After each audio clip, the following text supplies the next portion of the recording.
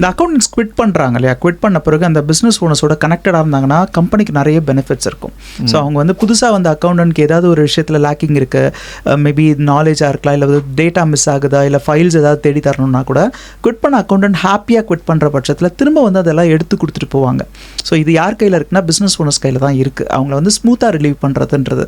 So அவங்களுக்கு கொடுக்க வேண்டிய பெனிஃபிட்ஸ் எல்லாம் கரெக்ட் டைம் கொடுத்தது. சிலர்லாம் சொல்லுவாங்க, சார் நான் லாஸ்ட் மந்த் சேலரி மட்டும் 2 months கழிச்சு தான் கொடுப்பேன், அவர் என்ன பெண்டிங் வச்சிருந்தாரோ எனக்கு தெரியாது அப்படின்வாங்க. ஸோ அக்கௌண்டன்ட்ஸ் வந்து மோஸ்ட்டாக அந்த மந்தோட ஏர்னிங் வந்து அவங்களோட இன்வெஸ்ட்மெண்ட்ஸ்க்காக போகிறதில்ல. மோஸ்ட் ஆஃப் த டைம் அவங்களுடைய ஃபேமிலி எக்ஸ்பென்சஸ்க்காக தான் அவங்க யூஸ் பண்ண போகிறாங்க.